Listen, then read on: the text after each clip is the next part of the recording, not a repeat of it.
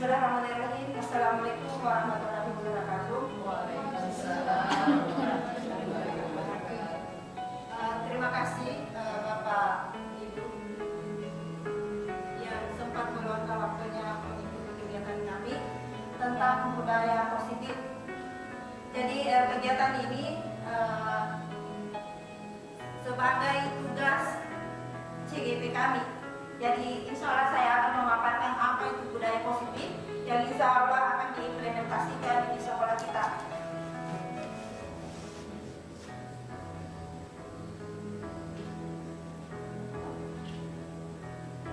Budaya positif, disiplin positif. Jadi di sini disiplin positif merupakan pendekatan mendidik anak untuk melakukan kontrol diri dan pembentukan kepercayaan diri. Kedua, teori kontrol, di mana teori kontrol ini terbagi atas 5, yaitu 1. Pemberi hukuman, 2. Pembuat rasa bersalah, 3. Posisi teman, 4. Posisi pemantau, dan yang kelima adalah posisi manajer. Kemudian yang ketiga, teori kebutuhan.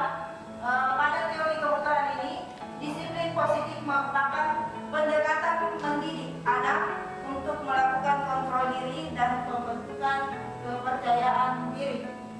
Kemudian teori motivasi ada 3, yaitu 1. Menghindari ketidaknyamanan atau hukuman, 2. Mendapatkan imbalan atau penghargaan dari orang lain, 3. Menjadi orang yang mereka inginkan dan menghargai diri sendiri dengan nilai yang mereka percaya.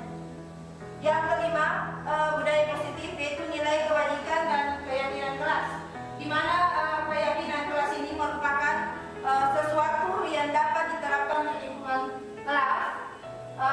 Warga kelas melalui kegiatan surat pendapat, keyakinan ditinjau dari waktu ke waktu.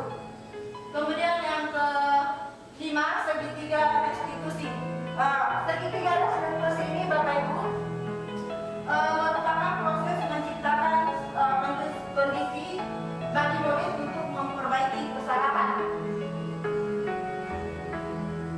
Di sini disiplin positif menurut Dian Gosen bahwa arti disiplin ini berkonotasi dengan disiplin diri dari murid-murid yang dapat membuat seseorang menggali potensinya menuju kepada sebuah tujuan, sesuatu yang dihargai dan bermakna.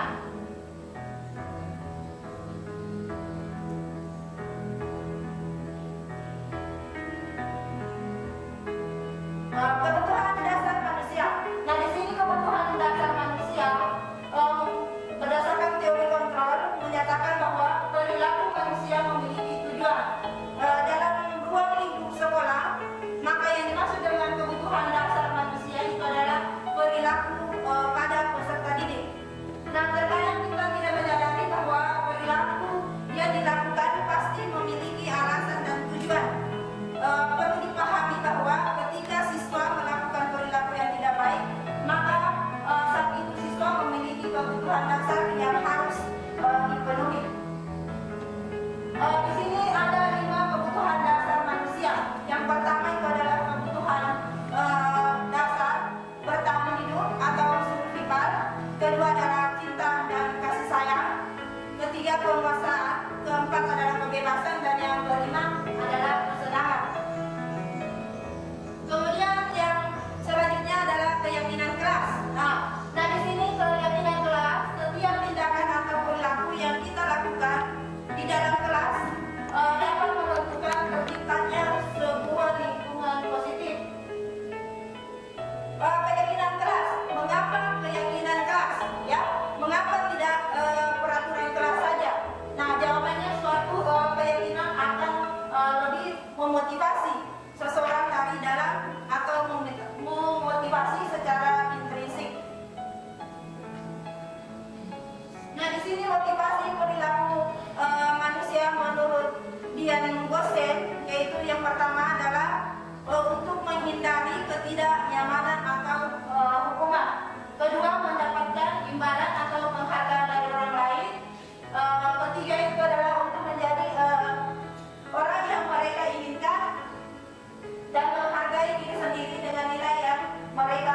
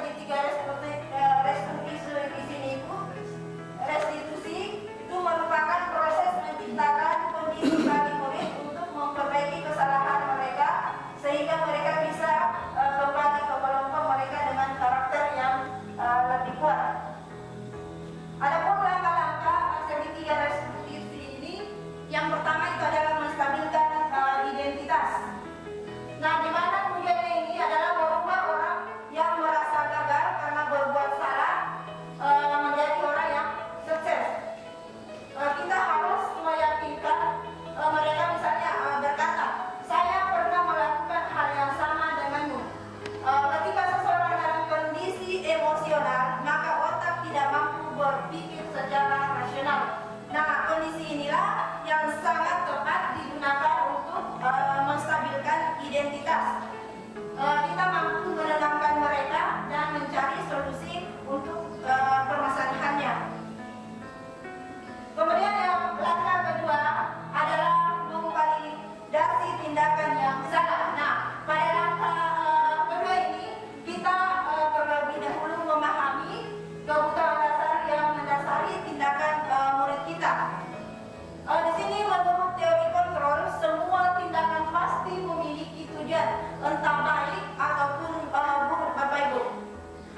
Nah, ketika kita menolak murid yang membuat salah, maka mereka akan tetap merasa salah, bermasalah ya. Yang lebih diperlukan adalah kita memahami alasan mereka berbuat kesalahan sehingga mereka merasa dipahami. Kemudian yang ketiga, menanyakan keyakinan kelas.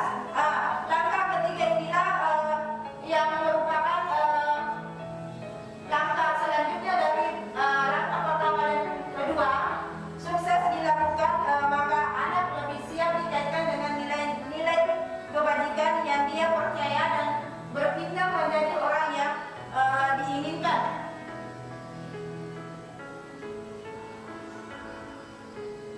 Demikianlah pemaparan tentang budaya positif. Mungkin ada Bapak Ibu yang ingin menanyakan tentang budaya positif ini. Ya, mungkin Ibu Nakira bisa menanyakan. Ya, baiklah saya.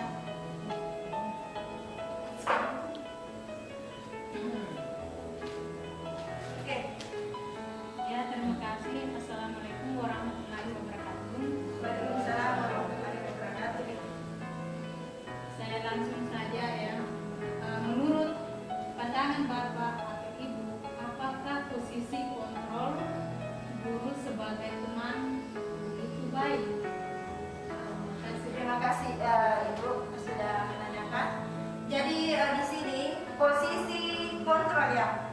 Posisi kontrol guru sebagai teman. Teman. Ya. Jadi di sini pada posisi kontrol ini kita sebagai guru serayanya adalah bersikap ya. Tentunya kita sebagai guru tidak akan menyakiti namanya peserta didik. Nah, tetapi tetap kita bertugas sebagai pengontrol bagi siswanya melalui tindakan yang persuasif. Artinya di sini sebagai contoh Ibu, sebagai contoh, ayo bantu Ibu demi Ibu nak ya. Jadi di sini posisi kontrol teman ini terjadi ada dua ya, negatif secara negatif dengan positif. Nah, pada posisi negatif ini seorang guru ketika tidak memberikan bantuan kepada siswa atau mengecewakan, otomatis seorang siswa ini akan merasa kecewa dan tidak mau berusaha lagi. Nah, dari segi posisi positifnya, ketika seorang guru terjalin baik dengan siswanya, otomatis seorang guru akan mudah mengarahkan sikap dan perilaku sesuai dengan aturan yang ada di sekolah. Begitu, Ibu. Bisa diterima? Ya, bisa. Masih ada lagi yang mau bertanya tentang budaya positif, bagaimana nanti pengimplementasiannya? Oke, Ibu. Ibu Haji. Assalamualaikum warahmatullahi wabarakatuh. Waalaikumsalam warahmatullahi wabarakatuh. Terima kasih atas kesempatan yang diberikan bertanya yaitu mengenai masalah budaya positif. Bagaimana bentuk perubahan yang akan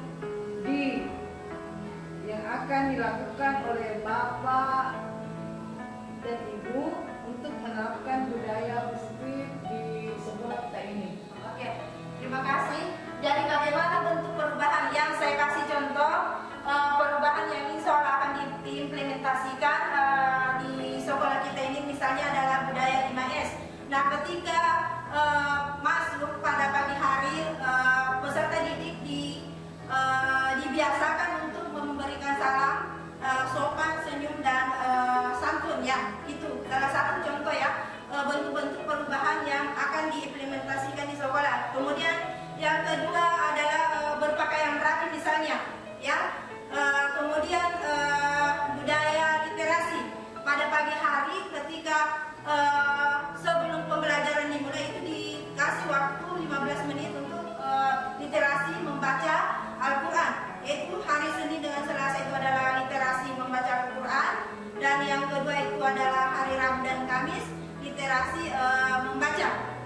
Ya, itu mungkin yang bisa bentuk-bentuk perubahan yang insya Allah akan diimplementasikan di sekolah kita, Ibu. Masih ada selanjutnya, Bapak Ibu? Oh iya. Waalaikumsalam warahmatullahi wabarakatuh. Terima kasih atas waktu dan kesempatannya. Saya ingin lebih dijelaskan mengenai bagaimana posisi kontrol membuat merasa bersalah. Apakah posisi ini baik? Oke, terima kasih Ibu atas pertanyaannya yang luar biasa. Di sini kita sebagai posisi kontrol, sebagai pembuat merasa bersalah ya. Nah, di sini kita seorang guru harus sering namanya mengeluarkan kata-kata yang lembut, membuat suasana menjadi hening. Kemudian artinya ketika kita memberikan suara lembut, otomatis siswa itu akan merasa tidak nyaman ya, merasa diri tidak nyaman. Misalnya saya kasih kata-kata yang lembut, misalnya Bapak sangat kecewa nak terhadap perbuatanmu. Nah, coba kira-kira nak, ketika orang tuamu mengetahui hal demikian, coba kamu pikirkan apakah mereka tidak malu dengan hal demikian. Nah, dengan kata-kata itulah yang membuat siswa tersebut akan merasa tidak berharga dengan atau kecewa dengan orang-orang yang disayangi, sehingga dia akan berdampak buruk pada dirinya sendiri. Begitu, Ibu. Kasih. Masih ada? Sudah dipaham. Sudah? Ya. Terima kasih Bapak Ibu. Demikianlah pemaparan yang saya sampaikan pada hari ini. Mudah-mudahan apa yang kita dapatkan dapat diimplementasikan nantinya di sekolah kita. Kurang lebihnya